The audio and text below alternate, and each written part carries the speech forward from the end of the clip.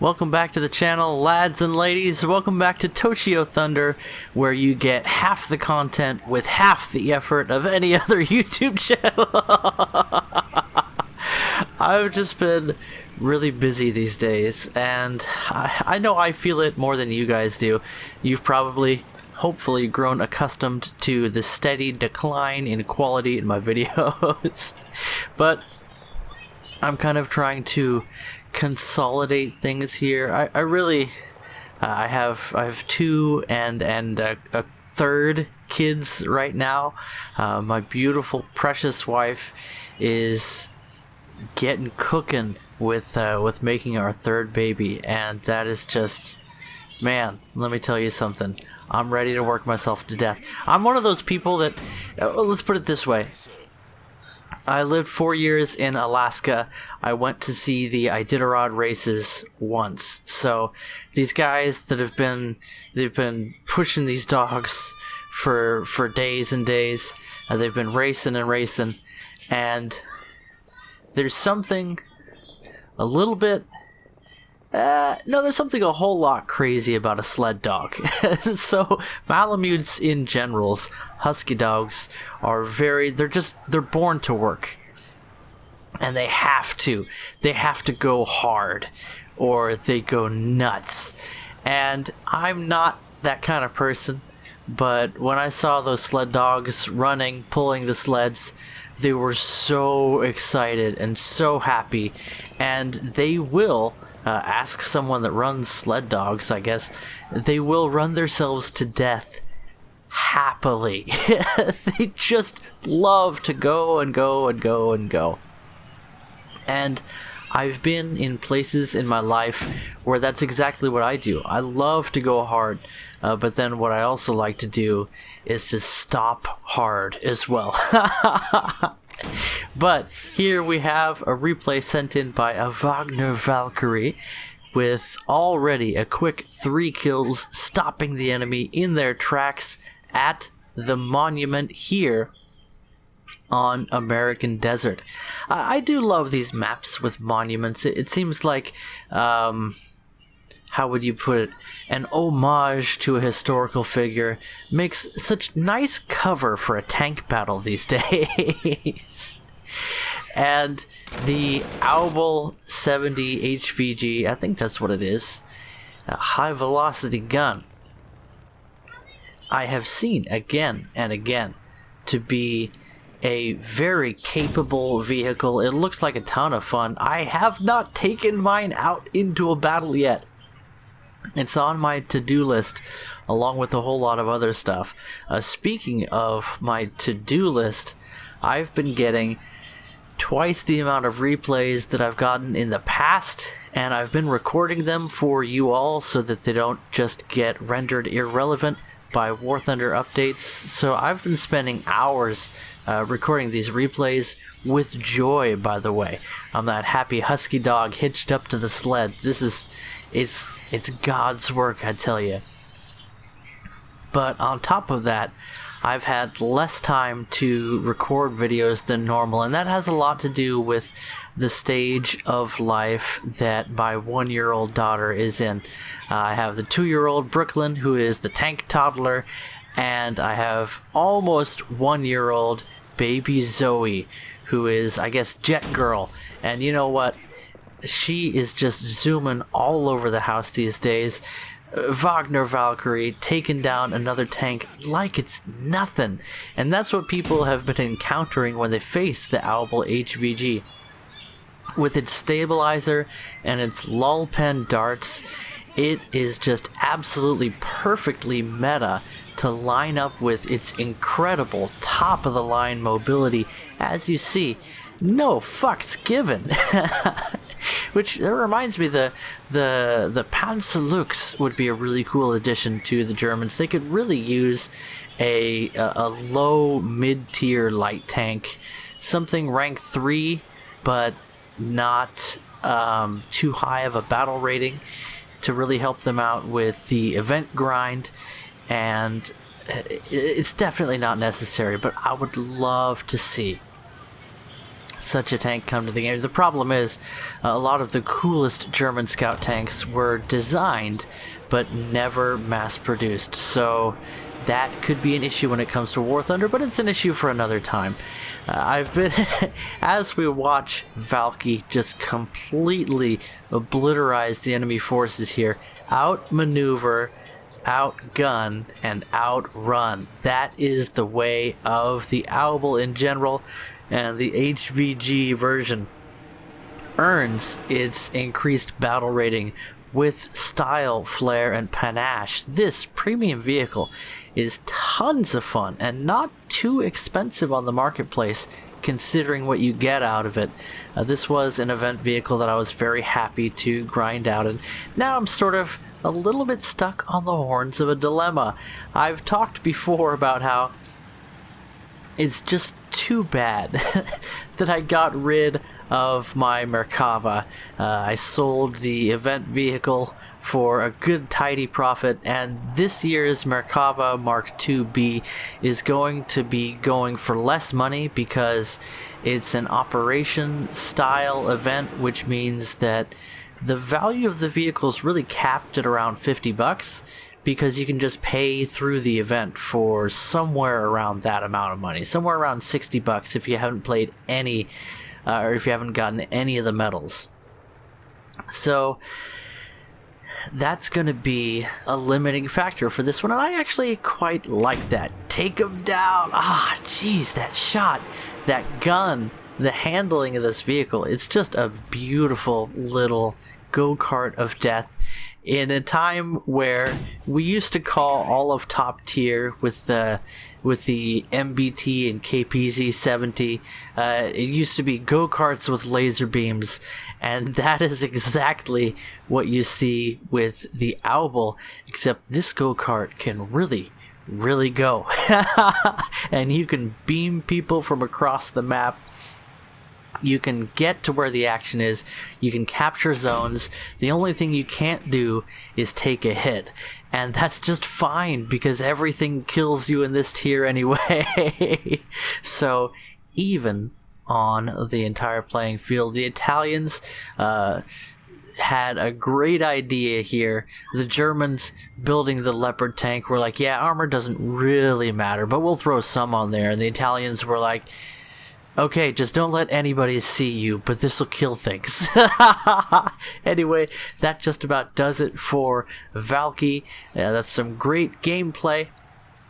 And all of this has only led to my introduction, where I was supposed to tell you I'm doing 2 replays at once now. So I'm going to be showing double the amount of replays in my videos. At least you're going to have a twofer as often as I can make a video this way, because I have all of these replays to show you all, and I'm really extremely disorganized, so nice kill there. Introducing MetaDave of the Cone Colts in the Timeless Panther.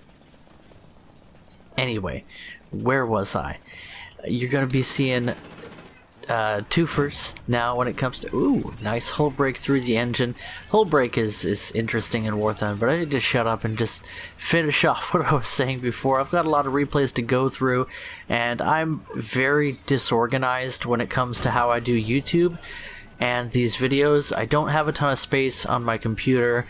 I have a pretty short attention span if I'm not paying direct attention to something. Then it's like a laser beam. I really focus in on the thing that I'm focusing on. But I have this problem, you see, and it's called Tank Toddler and Jet Girl. And between the two of them and my own easily distracted mind, I lose track of a lot of stuff. So if I end up showing you guys a video that you've already seen, a replay that I've already featured, I try to clean up my computer and not leave any extra files sitting around, but you know what, sometimes things happen. So I might accidentally feature a replay you've seen before, and I would love for you all to bitch and moan in the comments when that happens. That'll help train me to know when I've made a mistake.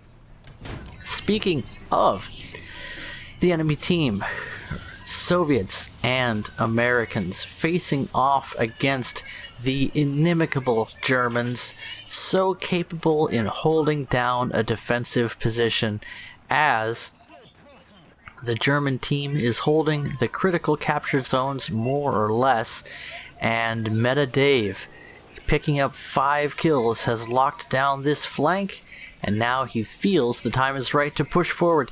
Takes a shot, no apparent damage. Is that a ghost round or an ally messing with him? Well, I don't see any allies in that area, but there's a T-34. Is that a 57?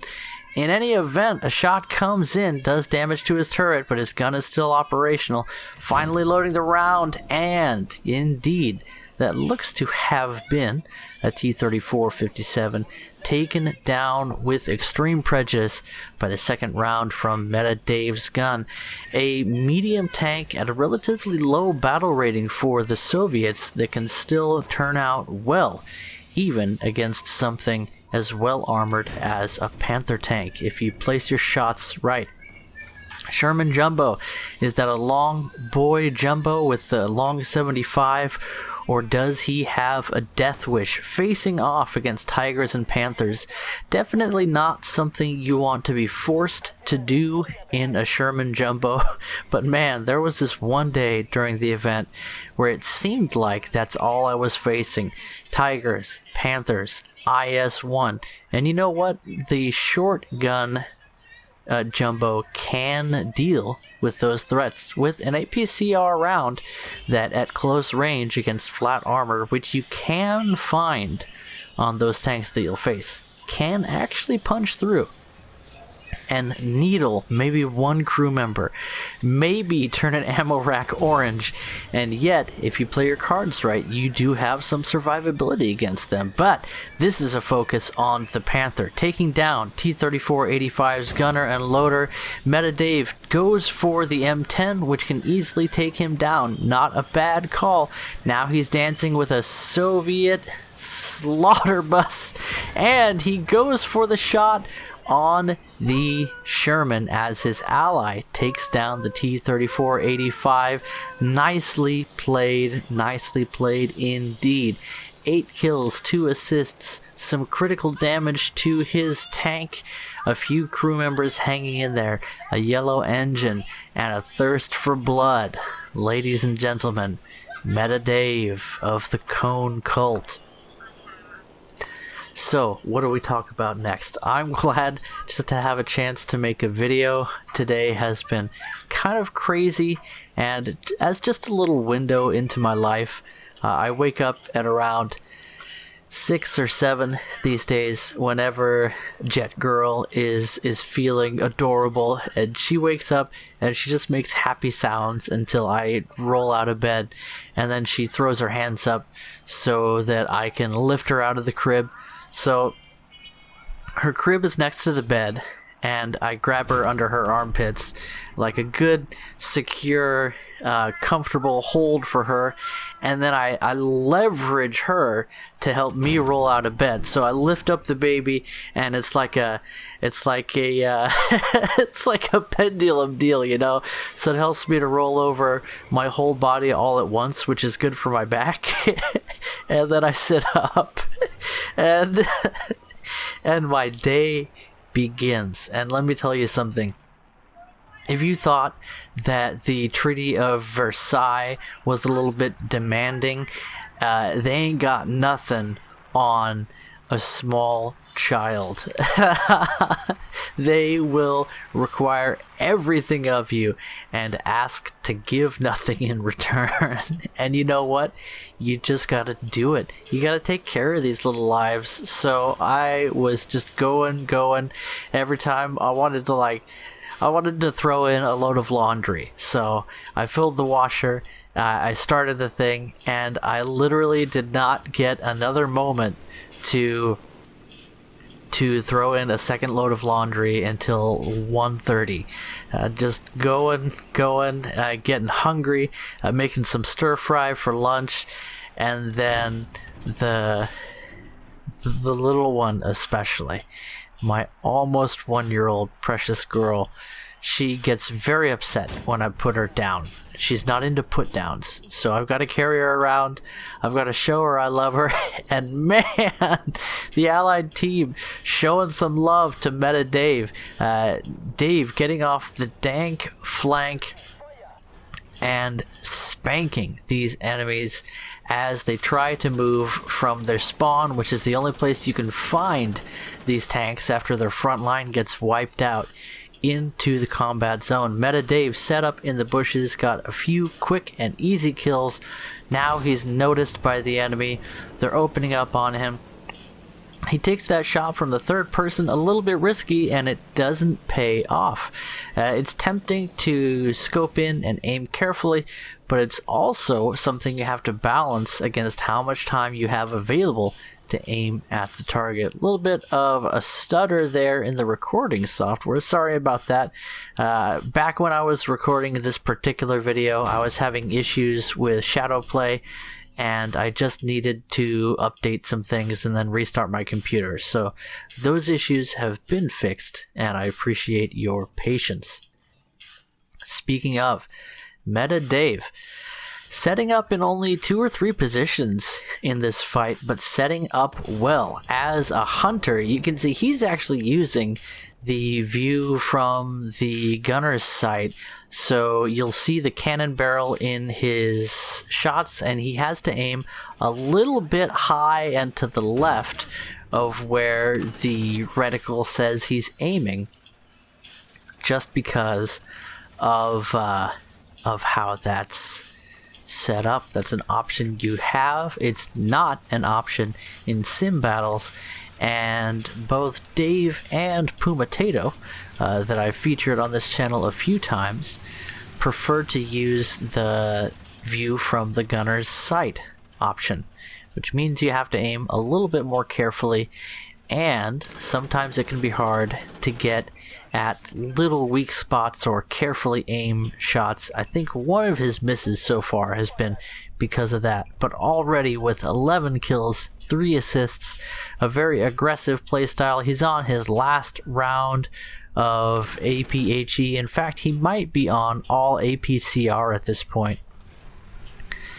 And so that's going to make things a lot more difficult taking down that what is that? It's not an M42, is it? It's the other one. The Bofors truck. You know what I'm talking about. Anyway, a shot and a miss as he tries to spray through the bushes. Yeah, I think it's an M42. Anyway, the match winding down to a close. One enemy critically crippled but not taken down. Almost 12 kills, but with 11 kills, 4 assists. Well done, Dave. Well done. As for myself, I enjoyed sharing this with you. Look forward to seeing you next time, and I encourage all of you to send in your own epic War Thunder replays.